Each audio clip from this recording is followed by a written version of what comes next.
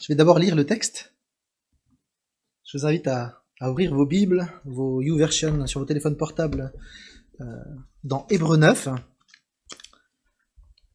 Un texte que je veux simplement lire et qui va servir d'introduction à tout ce qu'on va voir ensuite. Hébreux chapitre 9, les versets 1 à 9.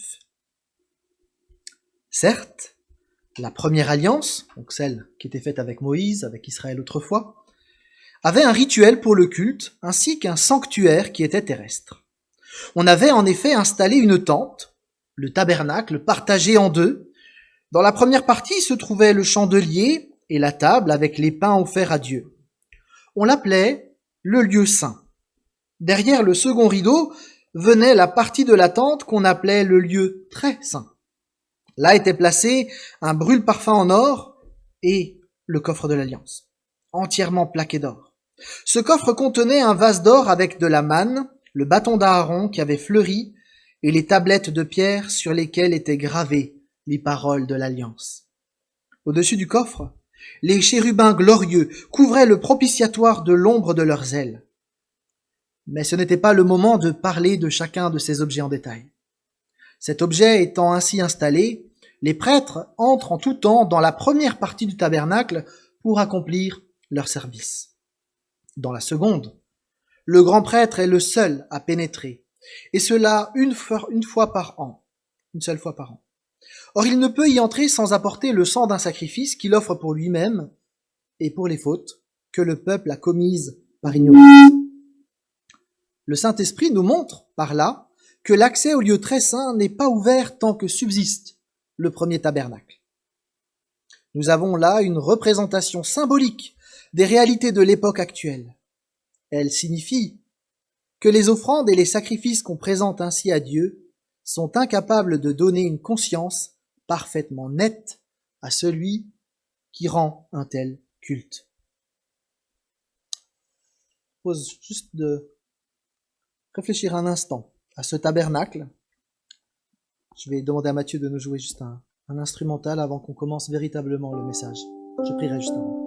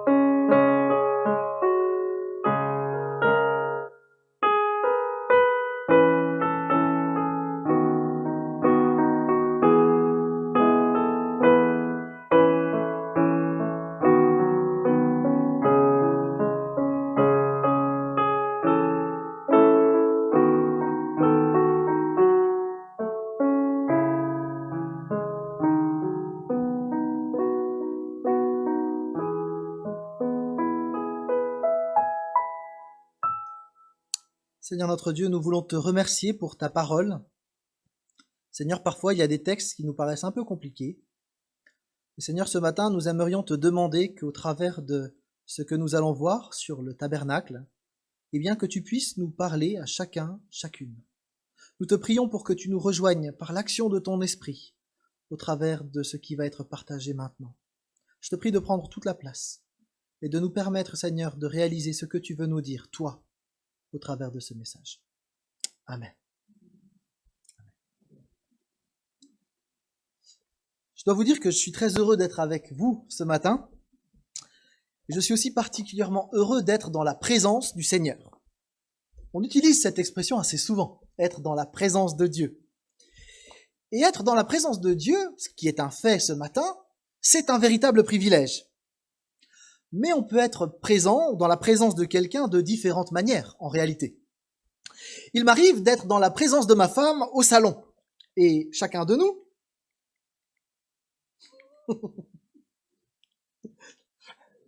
J'ai un bug télécommande.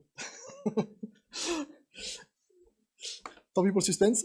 Et chacun de nous, avec son téléphone portable, est en train de lire ses messages ou de consulter Internet. Nous sommes bien en présence l'un de l'autre. Mais finalement, on n'en profite pas vraiment. Heureusement, il y a dans notre vie de couple d'autres moments où on peut partager, rire, échanger. Et là, on profite véritablement de la présence l'un de l'autre. Cet exemple nous montre que l'on peut être présent sans l'être vraiment. Ce qui veut dire que vous pouvez être dans cette salle ou devant votre ordinateur. Ouais, il y a un truc.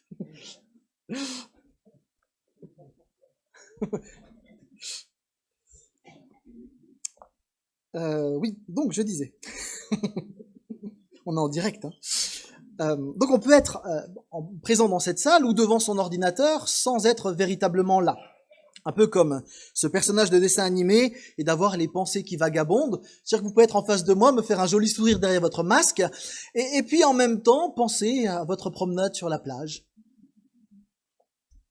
Alors oui, nous sommes dans la présence de Dieu, c'est vrai. D'ailleurs, il nous accompagne, chacun. Mais nous voulons vivre dans la présence de Dieu d'une manière consciente, d'une manière peut-être intime, personnelle, dans notre quotidien.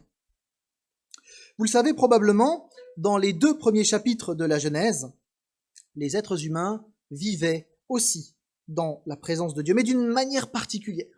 Ils avaient une intimité spéciale qui leur permettait de vivre dans un lieu qui était un véritable jardin de délices, pas parce qu'il y avait des beaux arbres, même s'il y en avait, mais parce qu'il y avait Dieu et qu'ils vivaient dans cette intimité profonde avec Dieu. Éden, ça veut même dire plaisir, il y a quelque chose de la joie profonde qu'éprouvaient alors les humains. Étant dans cette présence de manière permanente, Adam et Ève vivaient une paix et une joie sans égale. Tu peux passer la slide si tu veux bien. Malheureusement, alors qu'il y avait cette harmonie, les humains ont tourné le dos à Dieu et ils ont été chassés de la présence parfaite et sainte de Dieu. Regardez voir.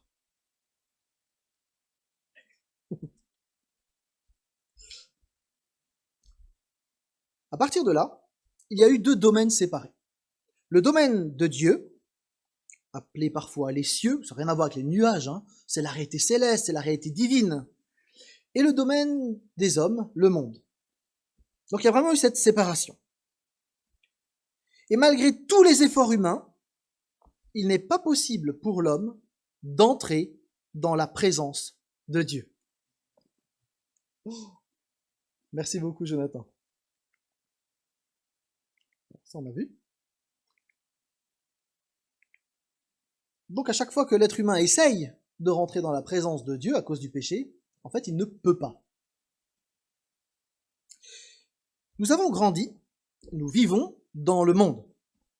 Et même si on aspire à revivre cette harmonie avec Dieu, on a grandi loin de l'Éden, dans un monde sans lui. Et de fait, on a bien du mal à imaginer ce que ça veut dire de vivre avec Dieu. On n'imagine pas bien qu'est-ce qu'il y a de si extraordinaire à vivre dans la présence de Dieu. Et pour mieux le comprendre, de ce qu'il y a d'extraordinaire, on va s'intéresser ce matin à un bâtiment. C'est étrange, non? Surtout qu'avec nos yeux du 21e siècle, regarder une tente, on se dit, bon, ben, c'est bien, on va parler camping. Justement, je pensais faire mes courses pour Decathlon bientôt, donc ça tombe bien. Mais cette tente qui paraît un peu vieillotte, comme ça, là, elle a en fait beaucoup de choses à nous dire sur notre intimité avec Dieu.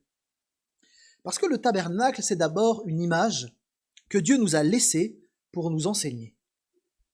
Voilà ce qu'on va regarder ensemble ce matin. Je l'ai dit, la sphère de Dieu, la réalité céleste et la sphère des hommes sont séparées depuis la chute en Genèse 3. Pourtant, malgré le péché et malgré la séparation qui en découle, très vite, Dieu a cherché à renouer contact avec l'homme. Il a agi pour se révéler et permettre aux humains de le connaître. Et c'est ainsi que, par exemple, il s'est présenté aux patriarches, en différents lieux. On a Abraham, par exemple, en Genèse 12, et on peut déjà là noter quelque chose d'intéressant. C'est Dieu qui fait la démarche, mais quelque chose de plus. Les patriarches, eux, ont pu rencontrer Dieu à différents endroits, ça vous a pas échappé. À l'époque, on considère qu'un Dieu, il a un sanctuaire, une ville, une montagne, et puis il reste cantonné là-bas. Puis vous avez un Dieu pour chaque ville, un Dieu pour chaque montagne. Mais le Dieu d'Abraham, le Dieu de la Bible, lui, il se déplace avec les gens. Tiens, première curiosité. Un des lieux où Dieu s'est révélé, c'est le mont Sinaï. On a vu ensemble il y a quelques semaines la manière dont Moïse a été impressionné de voir un buisson qui cramait, sauf que le buisson finalement ne se consumait pas. Il y avait bien du feu, mais il y avait un truc étrange. La présence de Dieu à cet endroit l'a obligé à se déchausser et à se prosterner. Un peu plus tard, après la libération d'Égypte, c'est tout le peuple qui s'est retrouvé au pied du mont Sinaï et qu'il a eu une vision assez terrifiante. Bon, c'est une illustration, ce qui vaut ce qu'elle vaut, mais il faut imaginer quand même. Dans ce contexte impressionnant, Dieu a parlé à Moïse en lui donnant un certain nombre de lois, des lois morales, dont les 10 commandements sont le cœur. Et Mérez nous en a parlé la semaine dernière. Dieu a aussi donné une loi civile pour que le peuple puisse vivre ensemble, et puis une loi religieuse à laquelle on va s'intéresser un petit peu plus. Parce que cette loi religieuse, elle tourne en grande partie autour d'un sanctuaire portatif, le tabernacle.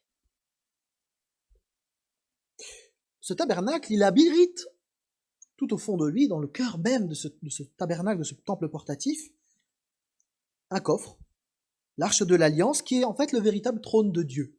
En tout cas, la représentation du trône de Dieu. Avec cette arche de l'Alliance, il y a une nuée qui se trouve là. Et quand la nuée se lève, que l'arche de l'Alliance avance, eh bien tout le peuple suit et bouge ainsi.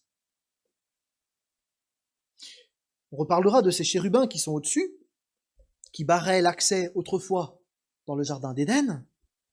Mais ce lieu-là, cette arche de l'Alliance, c'est le lieu de la rencontre même avec Dieu à l'époque.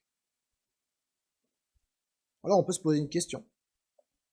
Pourquoi est-ce que Dieu a mis tellement de pages sur la description de cette tente? Parce que franchement, c'est pénible à lire. Enfin, vous, je sais pas, mais moi, ça me fait pas hyper plaisir de lire ces chapitres.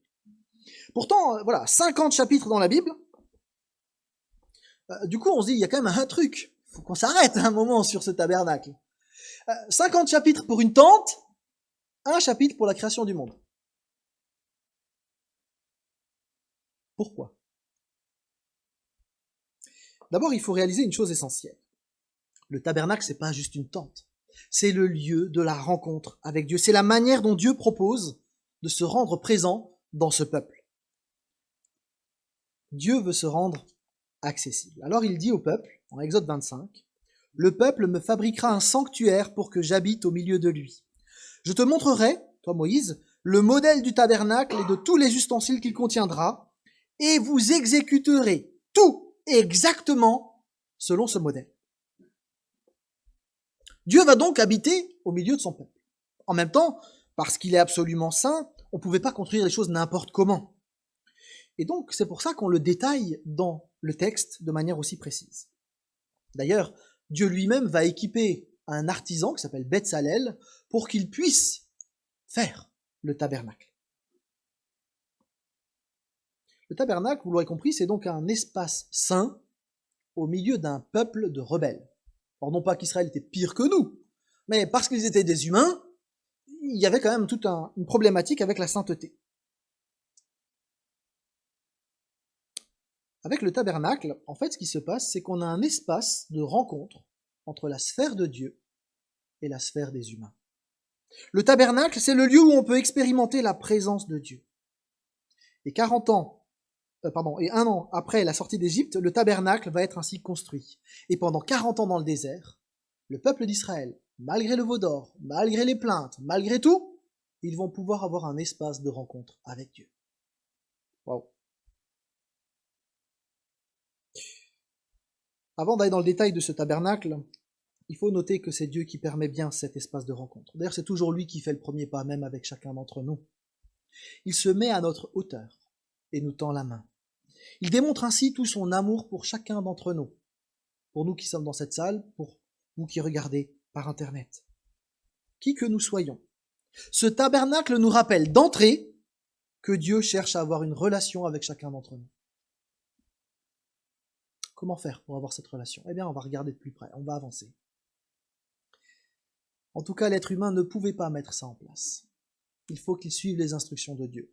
On a un autre bâtiment dans Genèse 11 avec une tour de Babel, hein, où les hommes ont essayé d'atteindre Dieu, ils ont fait tout ce qu'ils pouvaient. Le texte dit, mais c'est un projet fou.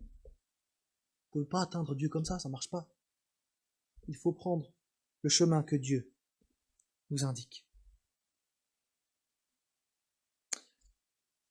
Quand même une question avant. Pourquoi est-ce que Dieu vient vers nous? Qu'est-ce qu'on a de spécial? Rien, en fait. C'est un pur cadeau de sa part. Et pour chacun d'entre nous, il ne s'agit pas de faire ceci ou faire cela, mais simplement de réaliser que Dieu s'intéresse à chacun de nous. Parfois, l'image qu'on a de Dieu, elle est faussée. Dieu, véritablement, nous aime et veut venir à notre rencontre. Il a un amour fou pour nous. Et Dieu aimerait nous inviter dans sa présence pour une raison simple. C'est que l'être humain, il a été créé pour vivre en présence de Dieu. C'est là où il a son bonheur. Vous connaissez la chanson qui dit « Il est où le bonheur ?» Le bonheur, il est où? Vous voyez?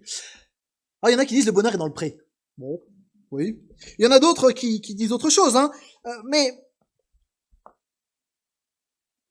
le bonheur, le vrai bonheur, il se trouve auprès de Dieu et de Dieu seul. Il n'est pas dans le sport, il n'est pas dans l'activité, il n'est pas dans la richesse, ni dans les produits qu'on vous vend à la pub. Il est en Dieu seul. Et aucune distance n'est trop grande pour lui, aucun péché, aucune faute du passé n'est trop importante pour que lui ne puisse pas faire le pas vers nous. Alors il y a une bonne nouvelle pour nous, hein. C'est qu'on peut vivre de l'amour, de la paix, de la joie pleinement en Dieu. Et nous, l'Église, comme le dit 1 Jean, nous sommes ceux qui ont répondu à son amour, qui ont accepté de vivre dans sa présence. Alors revenons au tabernacle maintenant. Le lieu de sa présence, cet espace privilégié, répond à des règles strictes. Il ne peut pas être établi n'importe comment, et on n'y entre pas non plus n'importe comment. C'est un lieu mis à part. Et il y a plusieurs séparations.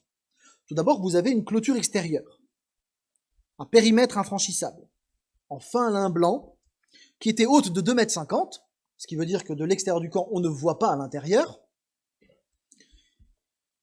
Et ce parvis faisait 100 coudées de long et 50 de large. Avec le soleil qui se reflète, on est quand même dans le désert, une clôture blanche, ça pique un peu les yeux. C'est le principe. C'est pour montrer que cet espace, il est saint. Donc il y avait une séparation physique, mais c'était aussi une représentation du gouffre qui séparait la sainteté de Dieu du peuple. Ensuite, à l'intérieur du parvis, vous aviez le sanctuaire lui-même qui était espacé, hein, qui était à l'arrière du parvis. Et d'ailleurs, les membres du peuple n'ont pas le droit d'entrer dans le sanctuaire. Ils ne peuvent entrer que dans le parvis.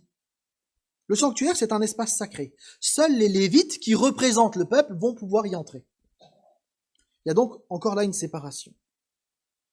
Alors, c'est une tente un peu évoluée quand même, parce que vous avez des planches, hein, recouvertes d'or d'ailleurs, donc c'est démontable, donc on n'est pas sur juste une tente de camping Quechua.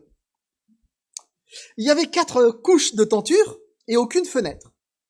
Dans le sanctuaire, donc, il n'y a pas beaucoup de lumière, si ce n'est celle qui est dégagée par le chandelier qui se reflète dans l'or.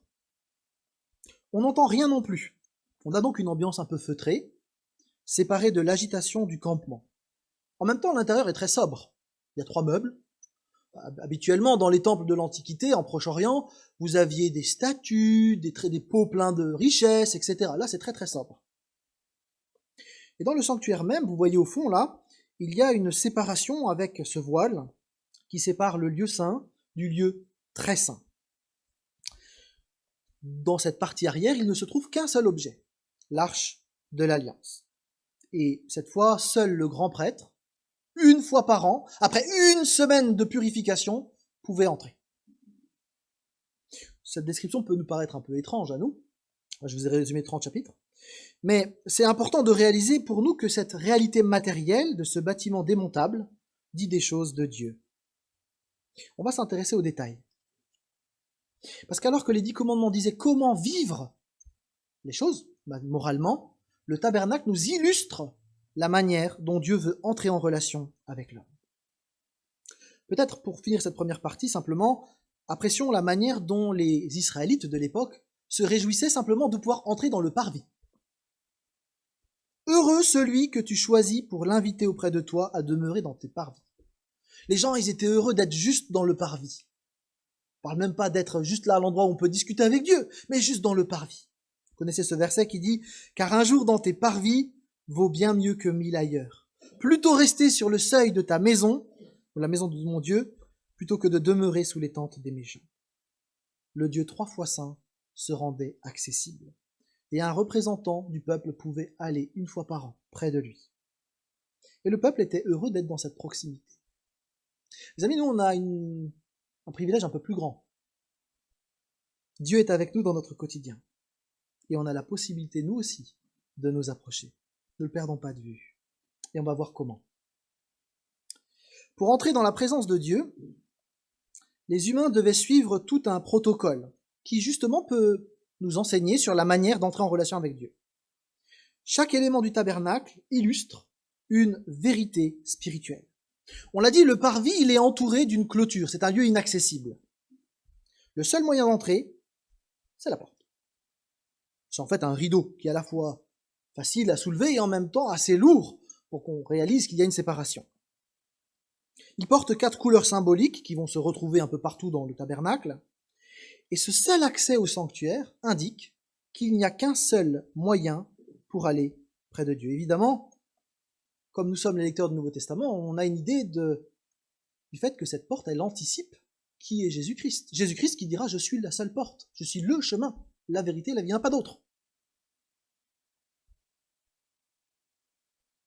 Il est où le bonheur? Là, en Jésus seul. C'est le seul qui nous permet d'entrer dans le lieu de la rencontre avec Dieu où se trouve le bonheur. Il n'y a pas d'autre chemin. Et tous les gens qui essayent plein d'autres trucs, bah pour un temps ça va. Quand vous avez le dernier iPhone, vous êtes content pour un temps. Mais bon, il va vite être dépassé, il y en aura un autre après. Le seul lieu où on est heureux, c'est dans la présence de Dieu. Dès qu'il est entré par la porte, l'Israélite se trouve face à l'autel des holocaustes.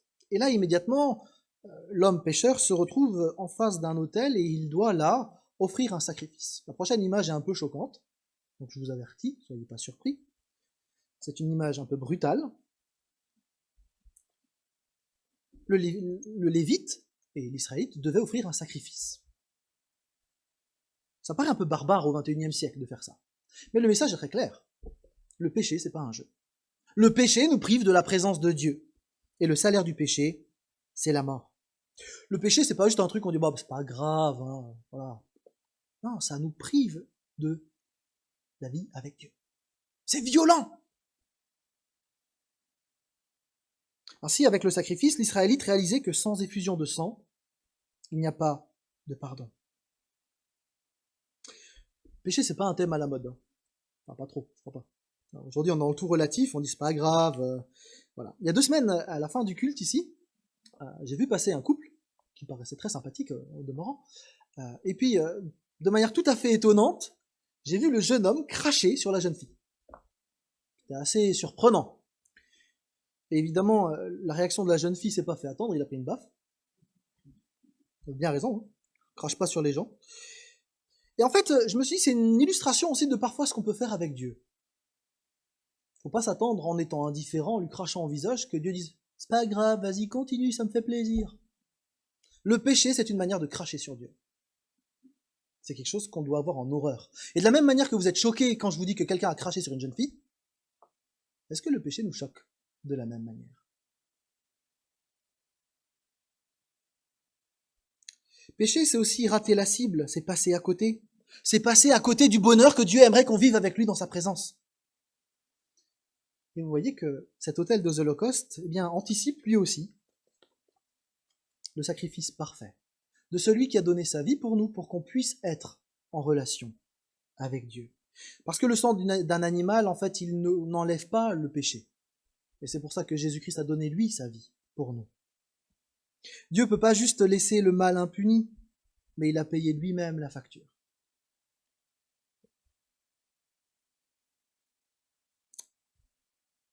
Quand on regarde le plan général, il reste un dernier élément dans le parvis, la cuve d'airain. Or, ce lieu n'était pas utilisé par tout le peuple.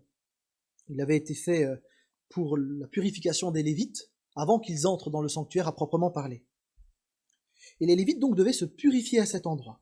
Et là encore, cet élément du tabernacle nous dit quelque chose de la purification qui va nous être offerte par Jésus-Christ. Purifiés de toute souillure, nous pouvons entrer dans la présence de Dieu par Jésus-Christ, qui a donné sa vie, qui est le seul chemin, qui est celui qui nous nettoie de toute souillure. En Tite 2, verset 14, il nous est dit que Jésus s'est donné lui-même pour nous, afin de nous racheter de toute iniquité et de se faire un peuple qui lui appartienne, purifié par lui et zélé pour les bonnes œuvres. Il faut donc réaliser deux choses ici. D'abord que c'est Jésus qui nous purifie, qui nous nettoie de toute souillure, ça on l'avait compris. En même temps, ça veut dire qu'il y a une démarche aussi de notre part, c'est ce que Matthieu a essayé de dire tout à l'heure dans la louange. Il y a une démarche de notre part, c'est d'aller demander pardon, de se laver véritablement. La cuve existe. Comme si on passe à côté, on n'est pas pur. Hein.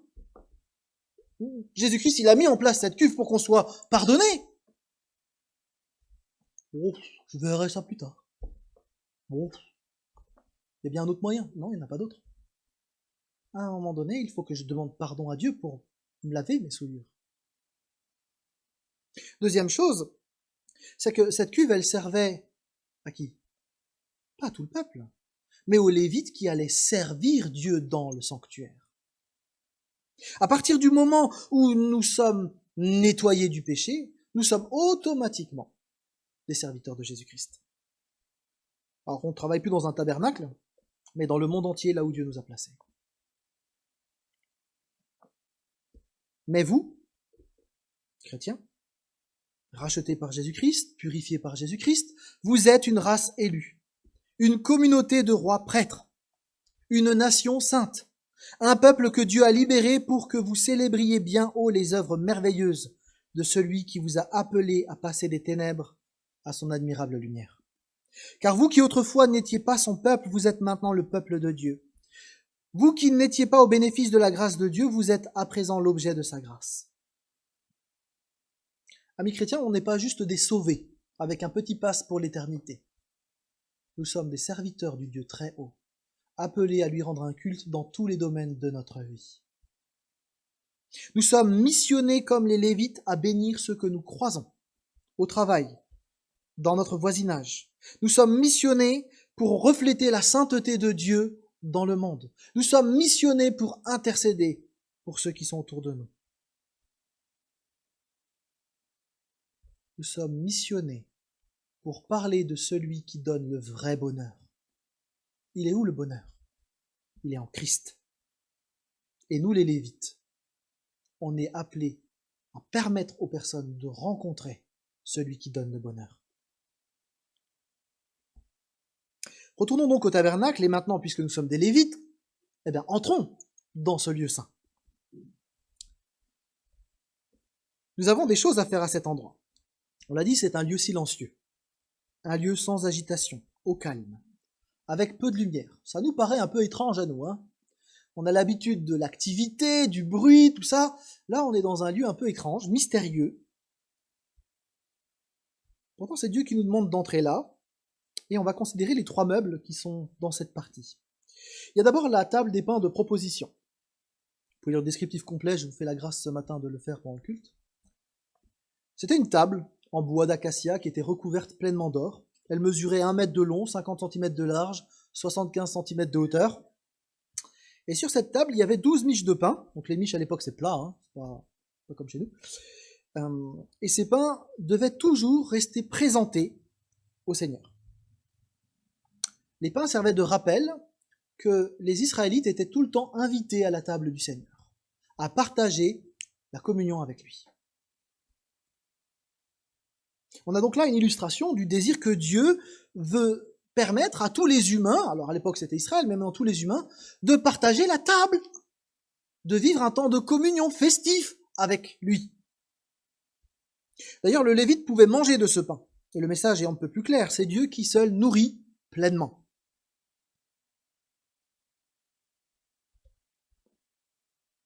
Puisque nous sommes des Lévites aujourd'hui, nous sommes nous aussi invités à partager la table du Seigneur. D'ailleurs, c'est pas pour rien que le temps le plus fort de culte, c'est le temps de la scène, et que cette scène, elle se vivait au départ autour d'un repas. On a bien compris que chaque élément va anticiper quelque chose de Jésus-Christ. Et bien de la même manière, la table des propositions de pain rappelle que Christ est celui qui nourrit pleinement. Il est où le bonheur? C'est Christ.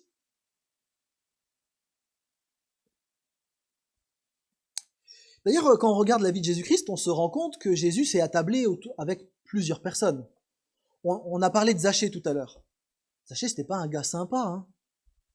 C'était le sale type qui volait tout le monde. Et Jésus dit, je vais aller chez toi. Les gens dans la foule, il y avait des gens qui étaient respectables, hein, des gens pasteurs comme moi. Enfin, il n'y avait pas de pasteur à l'époque, mais vous comprenez l'idée. Il y avait des gens respectables qui disaient, ah, Jésus va venir chez moi. Non, il va chez Zachée. D'où? Tu sais qui c'est ce type? Jésus est allé s'attabler avec tout le monde. Nous sommes, nous aussi, invités en tant que Lévites à permettre aux gens d'aller à la table du Seigneur, à manger avec lui, à présenter Christ à ceux qui ne le connaissent pas. Et autour de nous, il y a bien des illusionnistes qui essayent de dire « le bonheur, il est là ». Nous, les Lévites, on est appelés à dire « venez, le Seigneur vous accueille à sa table ». Nous sommes amenés à aller vers eux, comme Christ est allé vers eux. Selon ce que dit Paul, nous sommes des ambassadeurs. Notre attitude, notre accueil, notre écoute, notre hospitalité, notre amour devraient permettre à ceux qui nous entourent de goûter quelque chose de Dieu.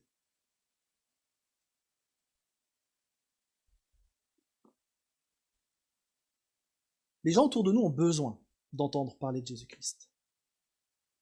Les gens ne savent pas. Nous sommes des privilégiés. Il faut le réaliser, hein. Lorsque j'étais officier de l'armée du salut au Havre, j'ai un jour une personne qui m'a téléphoné, qui m'a dit « Monsieur l'officier, je suis perdu, j'ai envie de mourir, je ne sais pas où trouver le sens à ma vie. » Et dans les semaines qui ont suivi, j'ai eu l'occasion de lui présenter Christ le pain qui nourrit. Aujourd'hui, cette personne va bien. À l'époque, elle avait déjà fait 24 tentatives de suicide. Aujourd'hui, c'est une personne qui rayonne de la joie de Dieu. Il y a plein de gens autour de nous qui cherchent, il est où le bonheur? Nous, les Lévites, on sait où il est. Nous avons donc un rôle à jouer pour inviter des gens à sa table. Le deuxième élément, c'est le chandelier d'or. Cette lampe d'huile pure brûlait constamment cet endroit. Elle fournissait d'ailleurs le seul éclairage du sanctuaire. Et à nouveau, on a là une image de Christ qui est la lumière du monde. Et si Jésus est la lumière du monde, alors nous, les Lévites, eh bien, nous sommes appelés à porter cette lumière dans le monde, à faire usage de la lumière de Jésus-Christ dans un monde marqué par l'obscurité. Alors quand on dit que le monde est obscur, ensuite on se dit oh, quand même, il n'y a pas que des choses mauvaises dans le monde. C'est vrai, il n'y a pas que des choses mauvaises. Je me souviens d'un épisode qui était assez étonnant en 99. Alors, les plus jeunes, vous n'étiez pas là, mais les vieux comme moi, on se souvient peut-être. Il y avait une énorme tempête. Vous êtes d'accord? Il y a quelques-uns qui n'étaient pas là, peut-être. Une tempête qui a traversé toute l'Europe et qui a fait énormément de ravages. Et du jour au lendemain, j'étais en Alsace, plus de télé, plus Internet pour ceux qui l'avaient déjà, plus de téléphone, plus de lumière, et on s'est retrouvé à l'âge de pierre parce qu'un coup de vent avait soufflé. Bon, c'était un beau coup de vent, hein, mais... Et en fait, dans notre monde, on a plein de choses chouettes, et on peut s'accrocher à ça, et c'est tout à fait légitime. Sauf qu'il arrive dans nos vies qu'il y a un coup de vent qui passe, un problème de santé, un décès, une difficulté quelconque, qui nous permet de réaliser qu'en fait, tout ce à quoi on s'accroche, c'est une illusion. Nous avons besoin de la lumière de Christ pour être heureux. Quelque chose qui m'a marqué, c'est que Dieu ne nous appelle pas à être des flashs éblouissants dans le monde, mais des porteurs de lumière. Et même quand la flamme de la bougie vacille et qu'elle semble bien fragile, elle continue d'éclairer. Moi, je suis pas un super-héros, je suis même pas un héros de la foi. Souvent, j'ai l'impression que la flamme qui se dégage de ma vie, elle est sur le point de s'éteindre continuellement. Parce que je suis un chrétien avec des hauts et des bas. Mais dans sa grâce, Dieu me permet de continuer à briller.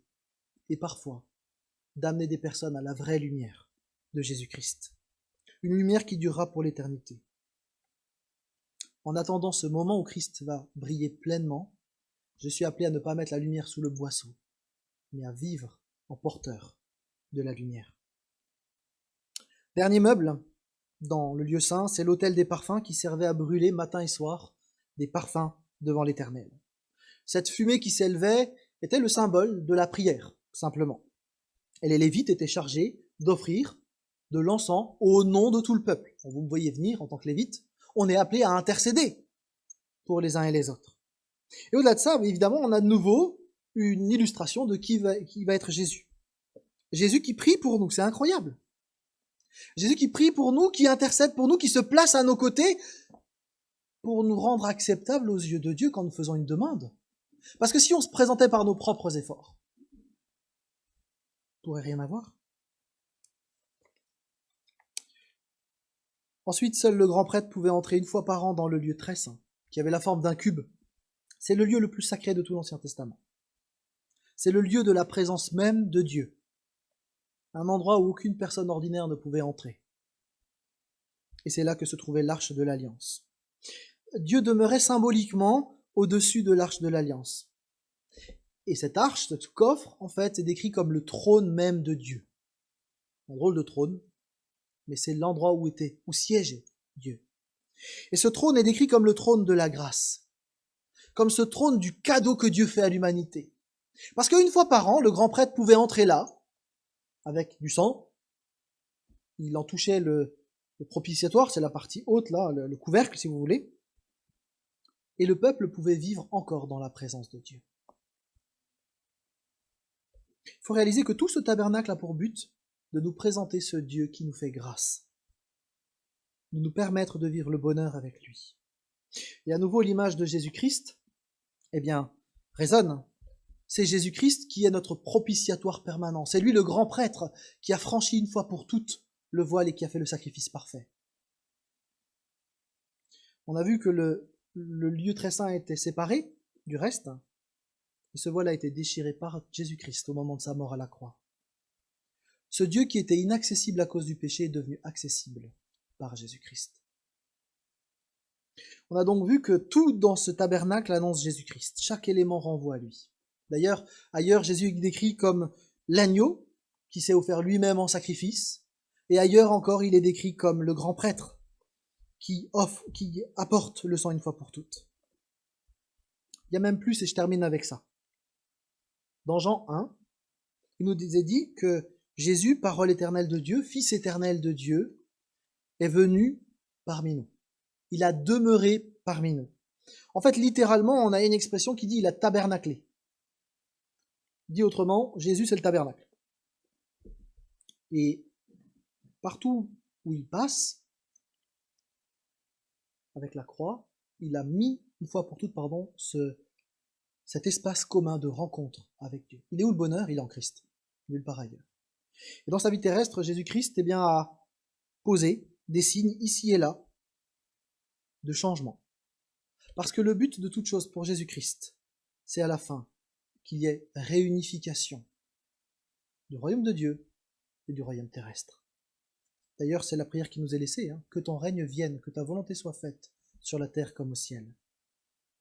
Lors de son retour triomphal, l'harmonie qui était vécue en Éden, nous allons la vivre, nous qui avons placé notre confiance en Jésus-Christ. En attendant le jour béni de son retour, le Seigneur Jésus, qui a été crucifié pour nos péchés, qui est ressuscité, nous permet dès aujourd'hui de vivre en communion avec Dieu. C'est d'ailleurs pour ça qu'on prie au nom de Jésus. Toutes les images du tabernacle permettent de réaliser qui est Jésus-Christ. Nous avons aujourd'hui la possibilité de parler à Dieu, de vivre dans sa présence. Et le Saint-Esprit nous a été donné pour que nous puissions vivre, non pas en cherchant une nuée quelque part au fond d'un bâtiment, mais parce que Christ vit en nous par l'Esprit. Nous ne sommes pas seulement des Lévites, nous sommes des tabernacles. Dieu vit en nous. Et tout comme il a agi avec Jésus-Christ, il veut agir au travers de nous, dans notre témoignage. C'est pour ça que le Saint-Esprit a été donné. Allez, faites de toutes les nations des disciples. Partout où nous allons, tout ce que nous vivons, en toute chose, Christ est avec nous. Nous pouvons donc être de différentes manières dans la présence de Dieu, le servir de différentes manières, avec les pasteurs qui servent Dieu, Quand vous êtes avec vos voisins, vous servez Dieu. Là, dans votre famille, vous servez Dieu. Partout où vous êtes des serviteurs de Dieu. Partout où vous êtes des tabernacles. Un espace saint au milieu d'un monde qui ne l'est pas.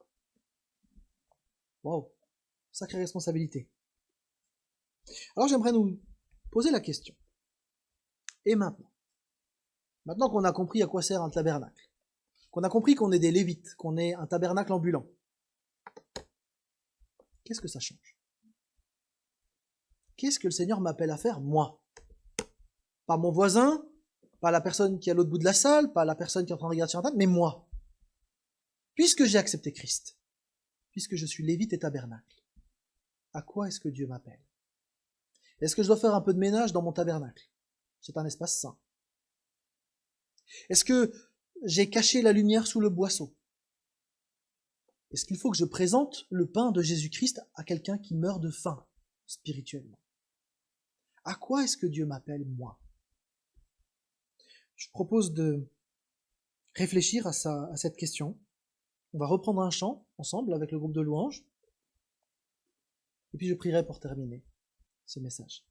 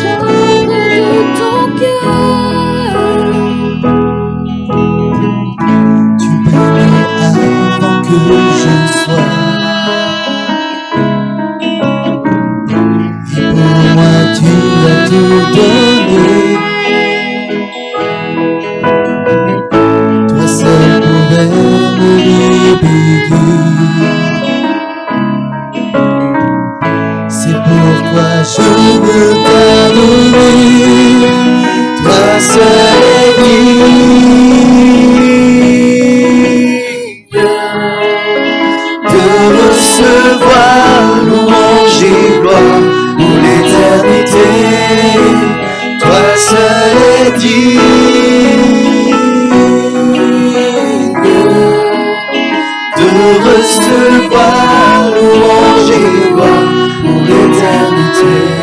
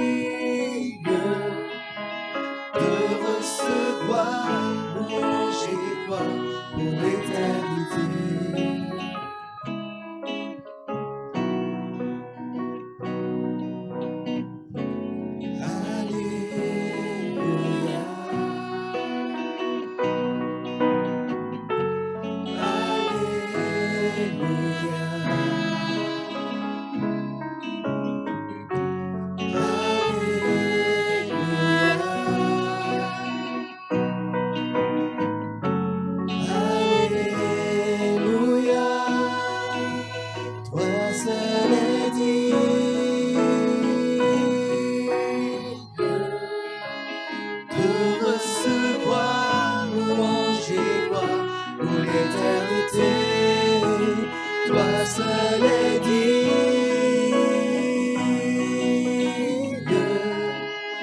de recevoir louange et gloire pour l'éternité.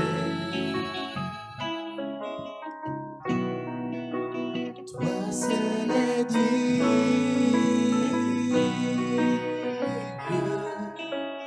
de recevoir louange et gloire pour l'éternité. Toi seul est digne de recevoir louange et gloire pour l'éternité. Je vais demander aux instruments de continuer, puis je vais prier.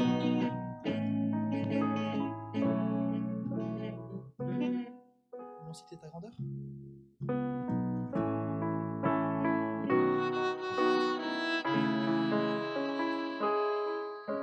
Seigneur notre Dieu, tu nous connais parfaitement chacun d'entre nous, et tu sais exactement où on en est avec toi.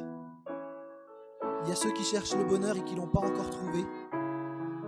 Et Seigneur, ce matin, je veux te prier pour eux particulièrement, en te demandant que tu puisses te révéler à eux. Seigneur, qu'ils puissent saisir à quel point tu les as aimés, en ouvrant cette porte, leur permettant d'être dans ta présence. Je te prie pour que chacun ne passe pas à côté de cette cuve qui purifie, Jésus-Christ, et que chacun puisse être lavé de son péché. Je te prie pour nous qui avons accepté Christ et qui vivons comme des Lévites aujourd'hui. Et je te prie, Seigneur, pour que chacun d'entre nous, tu nous aides à être des serviteurs fidèles. On ne veut pas être juste des sauvés, on veut être des disciples habités par le Saint-Esprit. On veut être conduits par toi. Et on désire, Seigneur, te servir comme tu en es digne. Toi seul es digne de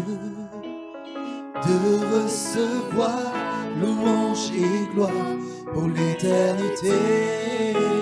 Toi seul es digne